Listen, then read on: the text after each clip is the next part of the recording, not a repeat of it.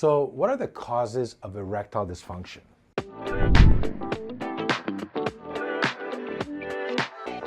There are many. We can look at cardiovascular causes, hormonal causes, psychogenic causes. Someone's going through divorce, or factors of relationship, neurological. So we kind of break down ED into organic, Okay. so medical reasons, or psychogenic. So, new partner, anxiety, going through a divorce, going through a loss of a job. So there's that component where it's episodic. You're going to have it, and sometimes it's not there. If you're doing things by yourself, it works okay.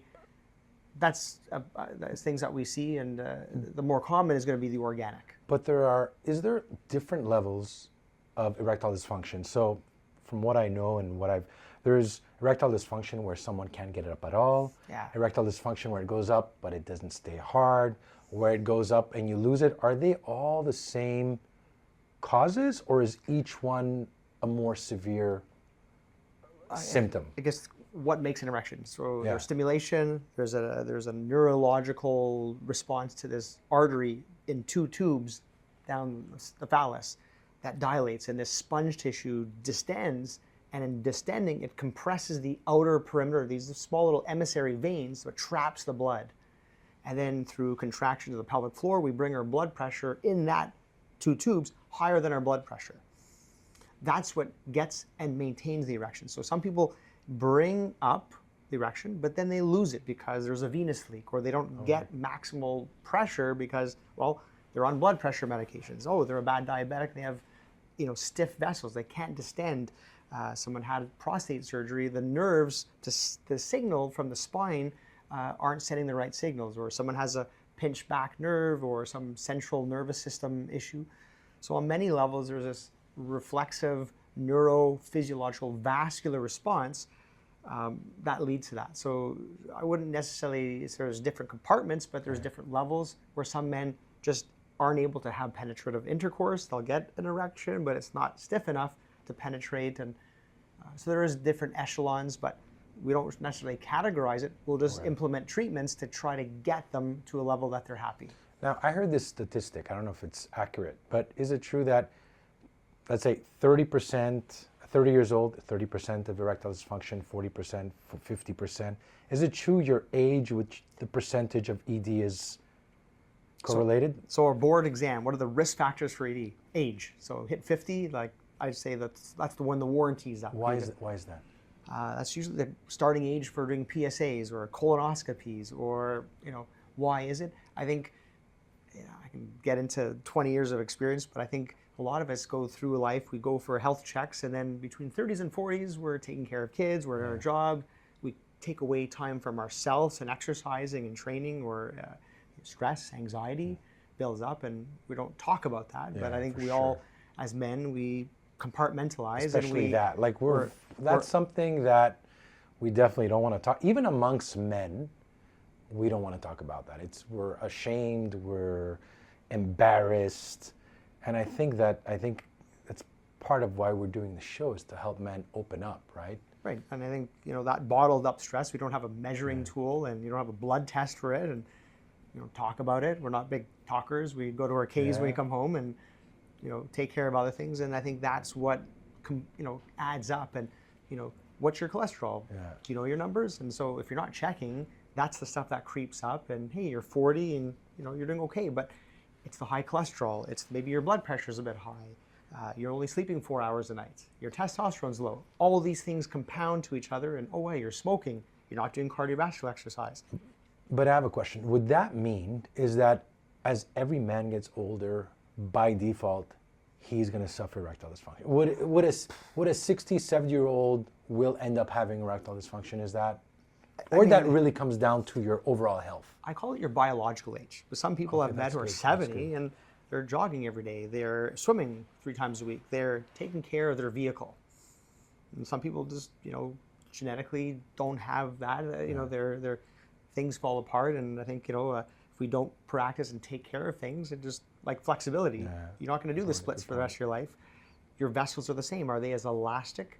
And if you're pounding the vessels with high blood pressure, if you're diabetic and your sugars are off the charts, if your cholesterol is high and you're making bad choices, or just bad genetics. Some people eat well and are fit, but you look at their labs and, wow, they're really high cholesterol.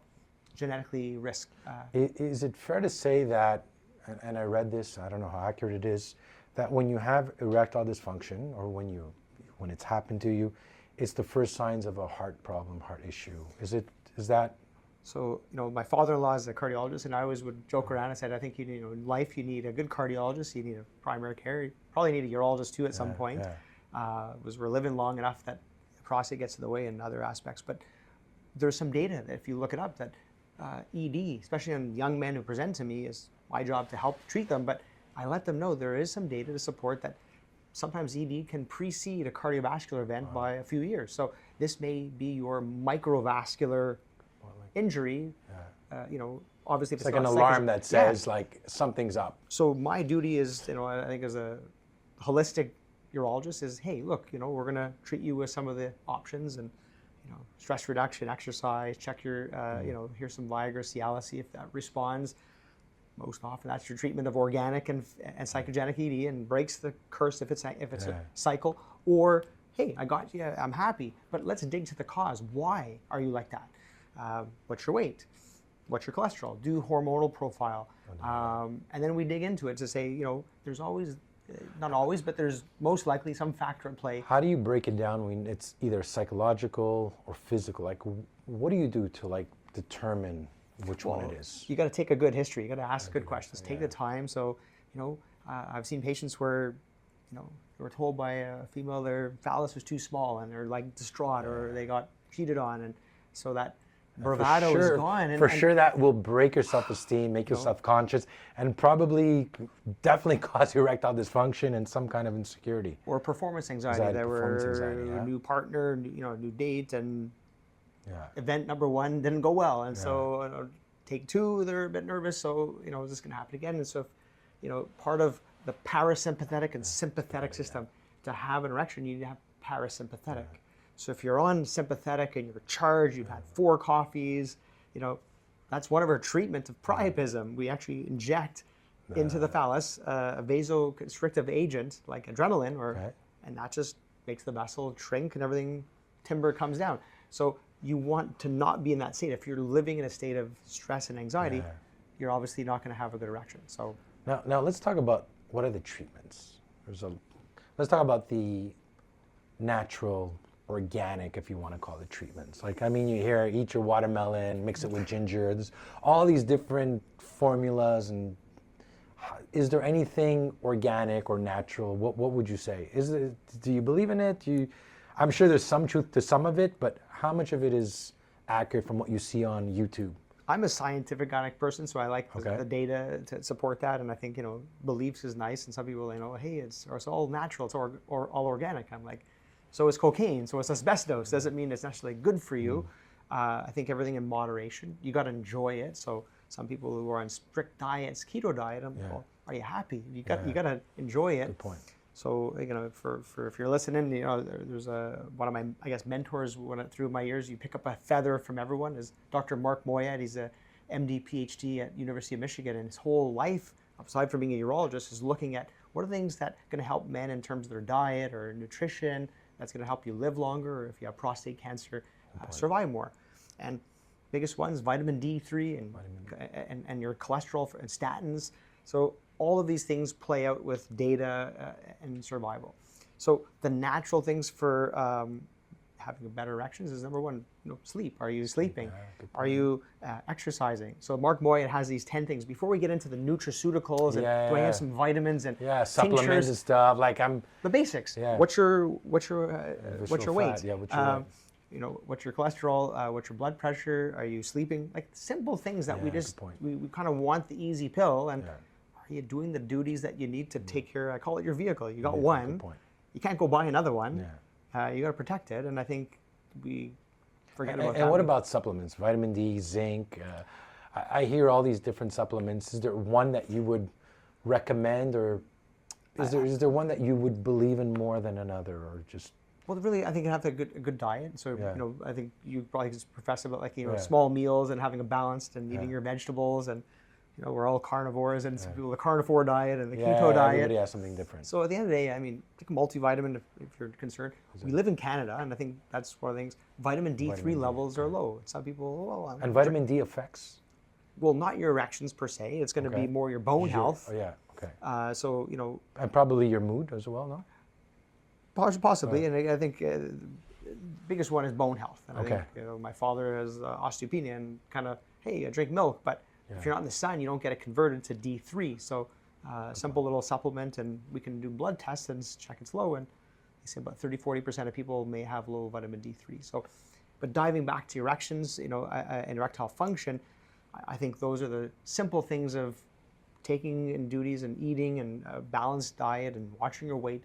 That's probably more important than trying to eat more carrots or So there's no natural booster and go out and go into your local grocery store and buy all the carrots you can get. All this stuff you see online. But let's talk about there's something called shockwave therapy. I've heard of it. What is that exactly?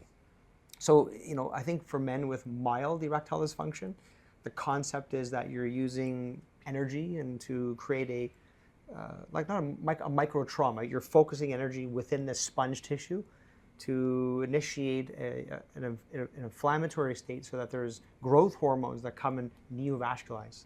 So if you're going to get cut, everyone gets a paper cut, it turns red, it's sore. There's this growth factors that fill into this area that say, hey, we got to heal up and bring in new blood supply. That's what's happening. So using shock waves on repetitive therapies throughout the length of the phallus to stimulate more vascular supply. I've seen it's like something like does it hurt? Like you're actually getting shocked, or like what does it feel like? No, you're not being electrocuted by. Well, I was always curious because you hear shock wave, so I was like, what does it hurt? Is it just like a slight vibration somebody feels? So the idea is like slapping your hands. There's an initial spark, a shock. You don't see the spark, but that initiates a sound wave that's focused into a point, like a magnifying glass. So that concave area focuses in and delivers that energy to a certain depth. So we can use it for kidney stones. You can use it for, in this case, the child. But it's not a very high power, but you're doing, let's say, 3,000 to 5,000 shocks over the course of the phallus, and you're kind of initiating a diffuse area where there's going to be increased blood supply.